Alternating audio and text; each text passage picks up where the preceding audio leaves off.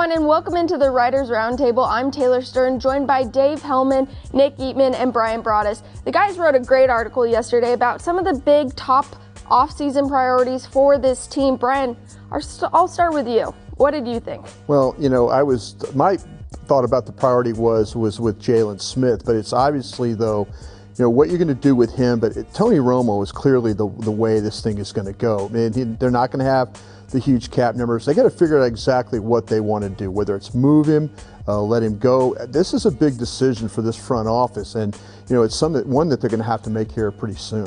I mean, I agree that it's a big decision. It's kind of like hanging over their head. I think the biggest thing they've got to do in the offseason, though, is really about the defense and the pass rush and figure that out. And they have tried. I mean, they've tried to get guys like the Greg Hardys, Randy Gregory's. There have been risks that they need to hit a home run on this. And so I don't know if they go and spend the JPP money, but they've got to maybe figure out a way, move up in the draft if you can, not to number one, but move up a little bit to try to get a catalytic player on defense. Yeah, obviously. And our esteemed colleague, Rob Phillips, who's not here, said basically the same thing about the secondary.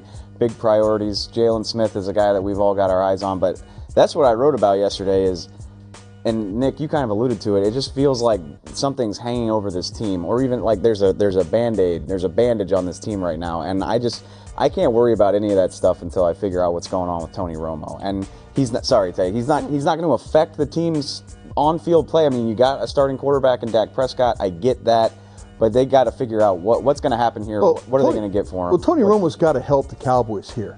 He's got to help. I mean, he can't let the Cowboys go at this alone. If he's going to have a limited number of teams he wants to go to, and he wants to work a trade, and he comes out and says, "I don't expect to be traded. Well, wait a minute, I'll reduce my salary."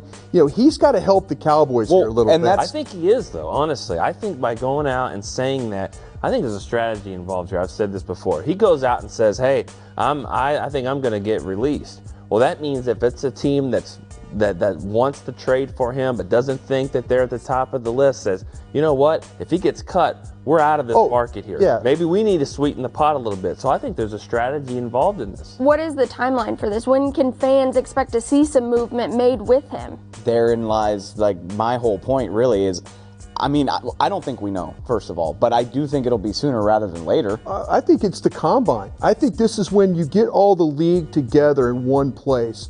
This is where the dinners and all the night meetings and all that happen. So to me, I think we're going to see right before the start of the combine to the beginning of the league year. I think that's when you're going to see people get a little motivated about Tony Romo. That even seems ambitious for me, but I gotta believe that by the start of April, when you're really buckling down on your draft preparation, I gotta believe by April 1st, this has got to be something that gets done, in my opinion. Yeah, I think it's way before that, honestly. Because I think it should. I think the sooner the better. Yeah. That's my whole point. Is what your pass rush needs help, your secondary needs help. You got to figure out your draft board, but you can't do any of that until you figure this out. 3 weeks after the start of free agency, I can't imagine the team's got a lot of money that just says, all right, I mean, unless it's Jacksonville or something like that with the money. So I would imagine that just like with another team, getting that quarterback in there, you can't do anything before that. Romo's got to, again, help. He's got to find a way not to be limited to one or two teams.